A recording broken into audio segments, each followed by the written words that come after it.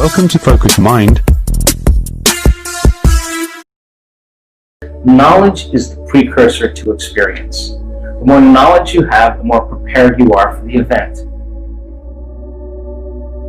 And when you start losing track of your vision, it's because more than likely you're emotional.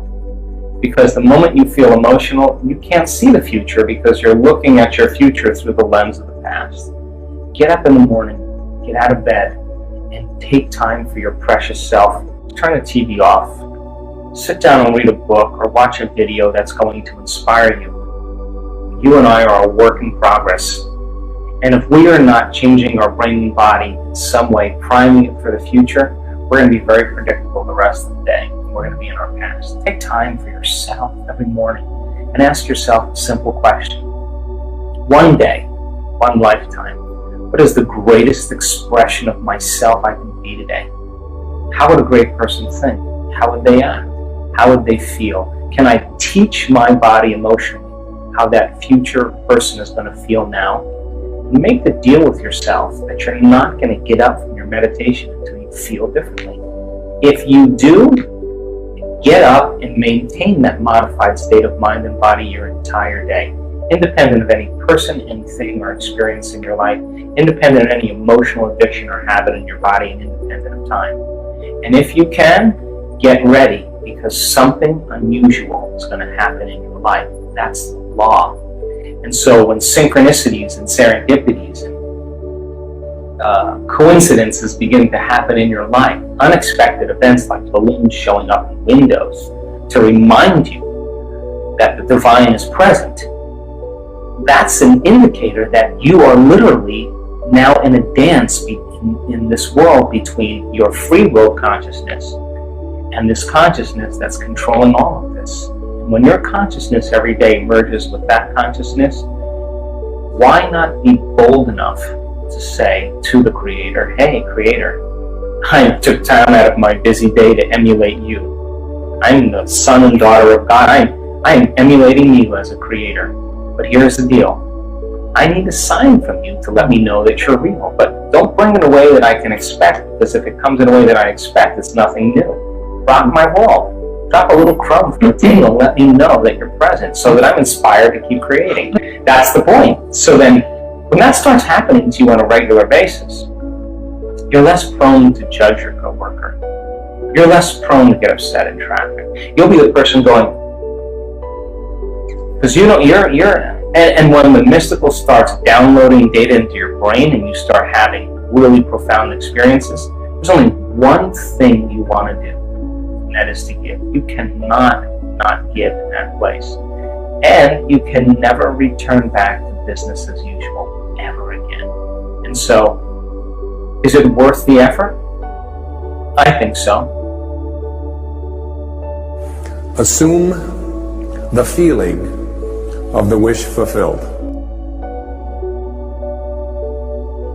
You must assume that you already are what you want to be, and then live by faith in this assumption.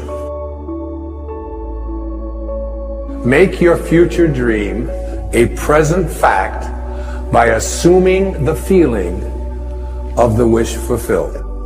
So whatever it is that you would like to experience in your life, remember, your imagination is yours. Everything that now exists was once imagined.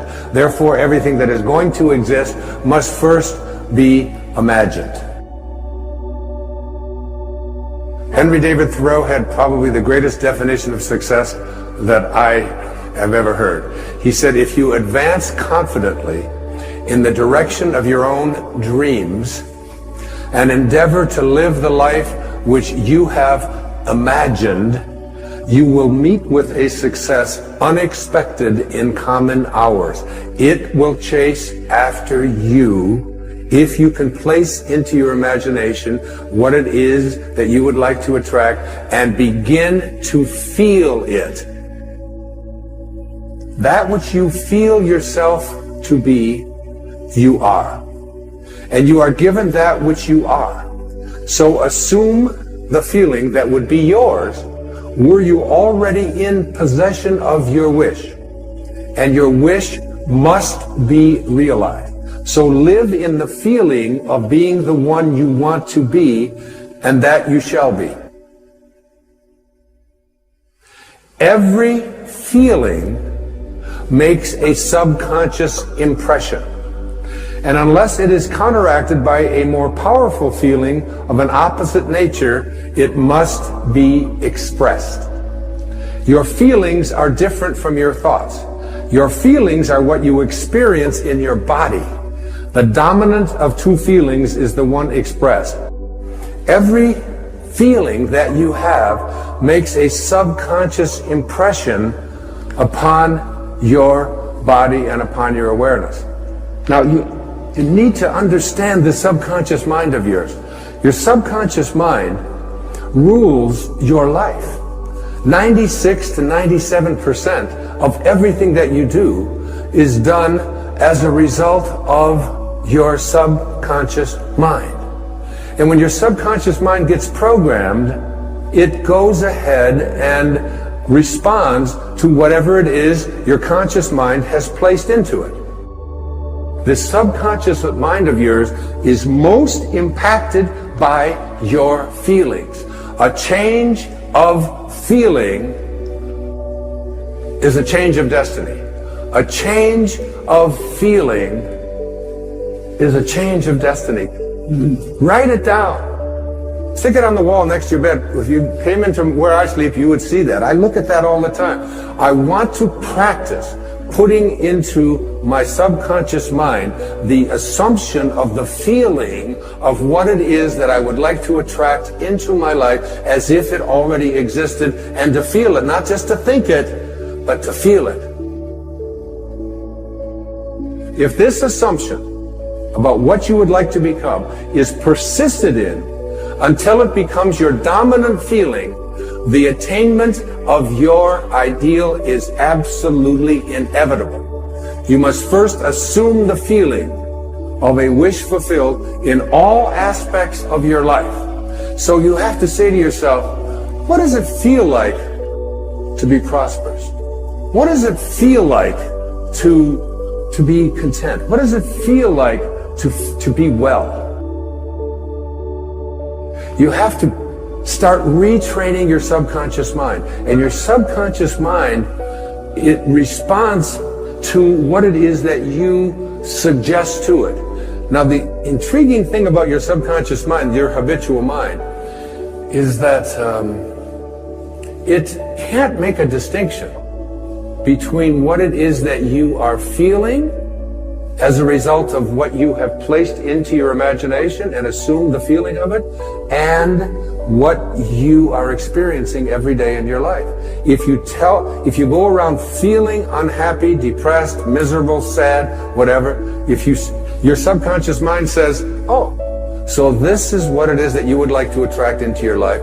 And the universal subconscious mind, to which we were all connected, that we call the creative source of the universe, the divine mind, God, the Tao, whatever you might want it to be, it will begin to offer you experiences that match up to what it is that you are feeling. So your body responds to what it is you place into your subconscious mind. You have to retrain it. If I've programmed into my subconscious mind feelings of poor me, I can't do anything about my life, other people are responsible for the reason why I can't get myself happy and healthy and so on. If I live with that kind of consciousness within you, you're going around feeling it all the time.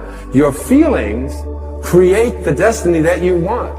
If this assumption is persisted in until it becomes your dominant feeling, the attainment of your ideal is absolutely inevitable. And what's the paramount feeling that you want to have? The feeling of love. Love is the feeling you must assume.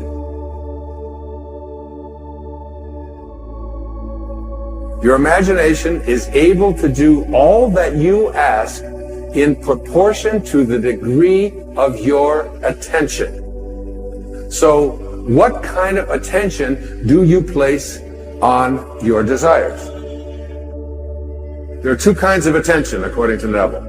Subjective attention and objective attention. Subjective attention is different from objective attention. You want to use subjective attention, not objective attention. Neville says there's an enormous difference between attention directed objectively and attention directed subjectively. And the capacity to change your future depends on the latter. Whatever you have placed into your imagination, you always go to your reality and call that which does not exist as if it did. You'll see it when you believe it. You'll see it when inside you have a knowing. You, and only you, capital Y-O-U, are the subject that impacts the burning desire in your imagination. You are living and feeling as if your future dreams are a present fact. Objective attention, you become the objectified result of other people telling you what you can't do, what's impossible, and so on. Subjective attention, mine is mine. I have an image that I use, I call it the super glue method. And when I have an intention about what it is, including doing this program, when I have an intention about making this program a reality, and it involves a lot of money and a lot of expense, a lot of people, a lot of things have to come together. It involves going over into my writing space every single day, never giving up on it. Even if I don't feel like writing, 4 or 5 hours every single day, because I super glue my intention into my imagination. And I don't allow anybody else's opinions to do anything to distract from that. I don't care if they tell me I can't do it, or if it's impossible, or it'll cost too much, or we can't do it. My intentions are super glued there. And I have that do not disturb sign placed on my imagination, and it is mine. Use this. Don't allow anybody else's opinions. Don't allow what it says on the internet. Don't allow the research. Don't allow what anybody out there tells you is possible or not possible for you.